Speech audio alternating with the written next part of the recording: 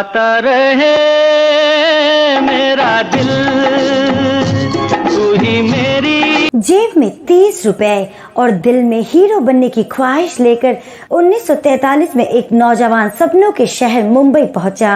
ये एक टूटा हुआ तारा न जाने किस। उसे नहीं पता था कि महज कुछ सालों में ही वो न सिर्फ इस शहर पर बल्कि करोड़ों दिलों पर राज करेगा। लिखा है तेरी आंखों में किसका फसाना। इस सुपरस्टार के प्रति लोगों की दीवानगी ऐसी थी कि बस उनकी एक मुस्कान पर दर्शक झूम उठते तो एक आंसू पर करोड़ों दिल रोते और सिर्फ एक झलक पाने के लिए लड़कियां जान देने को तैयार रहती।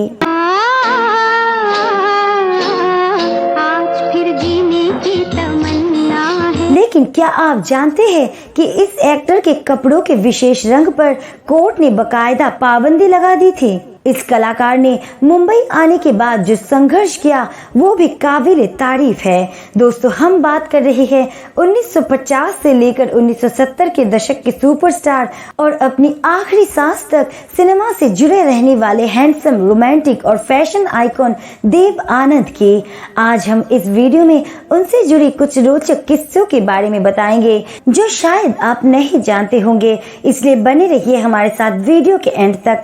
हेलो दोस्तों, मैं हूं अनु और आप देख रहे हैं अपना पसंदीदा चैनल A2 फिल्मी टॉक्स। साल भर के लिए कोई हमें प्यार कर ले, झूठा ही सही। दोस्तों, आज हम इस वीडियो में बॉलीवुड के लेजेंड एक्टर कहे जाने वाले देव आनंद के बारे में चर्चा करेंगे। आगे बढ़ने से पहले आप हमारे चैनल में नए हैं तो चैनल को सब्सक्राइब जरूर कर ले। मैं जिंदगी का साथ निभाता चला गया, हर फिक्र को तुम्हें। एवरग्रीन एक्टर देव आनंद का जन्म 26 सितंबर 1923 को पंजाब के गुरदासपुर में हुआ था। इनके माता पिता ने इनका नाम धर्मदेव पिशोरीमल आनंद रखा था। साल 1942 में देवानंद ने लाहौर से हिंदी साहित्य में अपना ग्रेजुएशन कंप्लीट किया। देवानंद आगे पढ़ना चाहते थे लेकिन समस्या पैसे की आ गई। ये वो समय था जब देवानंद ने बॉलीवुड में अपने सफर की शुरुआत की। साल 1943 में देवानंद बॉलीवुड के सपने लेकर मुंबई आ गए। उस समय उनकी जेब में महज 30 रुपए थे, रहने का कोई ठिकाना नहीं था। देव आनंद ने रेलवे स्टेशन के पास जो एक कमरा लिया, उस कमरे को 2 और लोगों के साथ शेयर भी किया।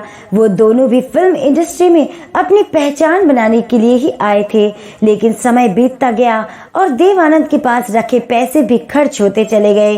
देव आनंद ने अपनी ऑटोबायोग्राफी रोमांसिंग विद लाइफ में लिखा है कि लगातार खत्म हो रहे पैसे और काम ना मिलने की वजह से जो उनकी स्थिति हुई थी, ऐसी स्थिति में उन्हें ये समझ आ गया था कि मुंबई में सरवाइव करने के लिए नौकरी करना जरूरी है। जिसके बाद उन्होंने चर्च गेट में स्थित सैन्य सेंसर कार्यालय में काम किया, जिसके लिए उन्हें महीने में 65 रुपए वेतन मिलता था। बाद में उन्होंने 85 रुपए के वेतन पर एक अकाउंटिंग फर्म में क्लर्क के रूप में काम किया।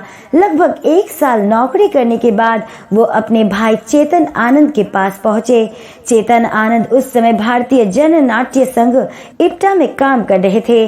चेतन आनंद ने अपने भाई देव आनंद को अपने साथ काम में रख लिया। देव आनंद को उस समय नाटकों में छोटे मोटे रोल्स मिल जाया करते थे। इसी बीच देव आनंद को प्रभात स्टूडियो की फिल्म हम एक है में काम करने का मौका मिला। कहाँ रहते हैं आप? छोटे बाबू की हवेली के सामने।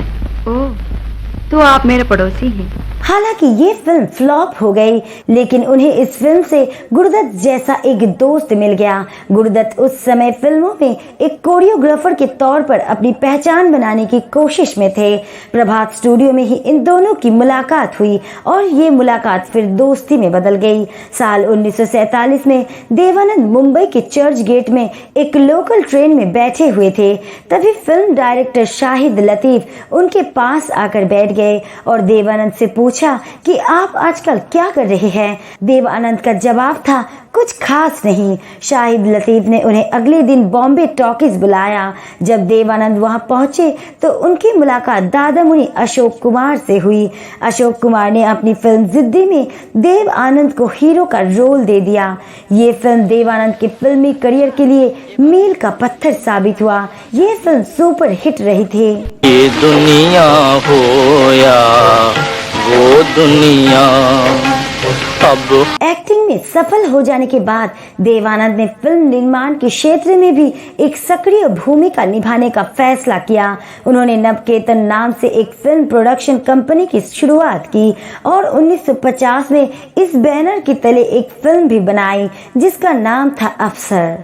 गुन गुन गुन गुन बोले रे भंवर, सुन सुन सुन क्या लाया खबर। इस फिल्म में डायरेक्शन की जिम्मेदारी उनके बड़े भाई चेतन आनंद ने संभाली।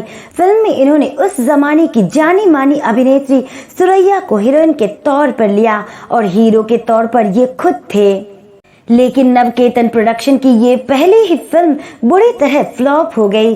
पर इस असफलता से देव आनंद का हौसला नहीं टूटा और वो नए सिरे से एक नई फिल्म बाजी लेकर आए जिसके निर्देशन की जिम्मेदारी उन्होंने अपने जिगरी दोस्त गुरुदत्त को दी।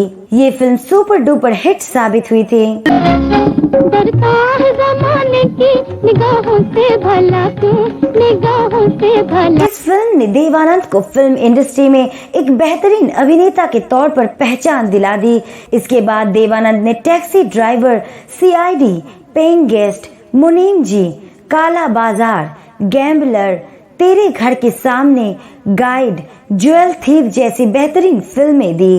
छोड़ दो आंचल जमाना क्या कहेगा, ओ छोड़ दो आंचल जमाना। लगातार फिल्मों में मिल रही सफलता के साथ साथ ही देव आनंद के प्यार के किस्से भी काफी सुर्खियां बटोर रही थी। दरअसल फिल्म अफसर की शूटिंग के दौरान ही देव आनंद और सुरैया के बीच एक सीन शूट होना था जिसे बोट पर शूट करना था। लाई खुशी की दुनिया हंसती हुई जवानी। शूटिंग के दौरान ही सुरैया अचानक पानी में गिर गई और डूबने लगी। देव आनंद ने उन्हें डूबने से बचाया था। इसके बाद तो सुरैया देव आनंद से बेइंतहा प्यार करने लगी और देव आनंद भी सुरैया को चाहने लगे थे। लेकिन बात जब दोनों की शादी तक पहुंची तो सुरैया की दादी ने इस शादी से इनकार कर दिया। देव आनंद और सुरैया की अधूरी प्रेम कहानी इसी मोड़ पर आकर रुक गई। सुरैया से प्यार के बाद इनके रिश्ते जिना तमान के साथ भी रहे। आगे चलकर देव आनंद ने फिल्म अभिनेत्री कल्पना कार्तिक से शादी की, लेकिन उनकी शादी जीवन के अंतिम समय तक नहीं चल पाई। कुछ समय तक तो ये दोनों साथ रहे, लेकिन इसके बाद कल्पना ने जिंदगी में अकेले ही चलने का फैसला किया। एक बात तो देव आनंद साहब के साथ हमेशा बनी रही कि इनकी कोई भी मोहब्बत कभी मुकम्मल ना हो सकी। साल 1970 में देव आनंद ने फिल्म प्रेम पुजारी के बाद निर्देशन में कदम रखा। ये फिल्म सफल ना हो सकी। रंगीला रे तेरे रंग में यूं रंगा है। लेकिन इसके बाद साल 1971 में ये एक और फिल्म लेकर आए जिसका नाम था हरे रामा हरे कृष्णा और ये फिल्म उस दौर की सुपर हिट फिल्म साबित हुई। दम मारो दम मिट जाए गम। इसके बाद देव आनंद ने अपनी आने वाली दूसरी फिल्मों में भी निर्देशन की कमान संभाली जिसमें लूट मार, हीरा पन्ना, अव्वल नंबर, स्वामी दादा, देश परदेश और सच्चे का बोलबाला जैसी फिल्में शामिल हैं। कैसे मालूम हो कि ये लड़की तुम्हारी बेटी है और ये वही है? राजेश खन्ना और अमिताभ बच्चन जैसे कलाकारों के दौर में भी देव आनंद की खूबसूरती का जादू लड़कियों के सर चढ़कर बोला करता था। वो जब भी सफेद शर्ट, काली जैकेट या काला कोट पहनकर बाहर निकला करते थे तो लड़कियां अजीबोगरीब हरकतें किया करती थी।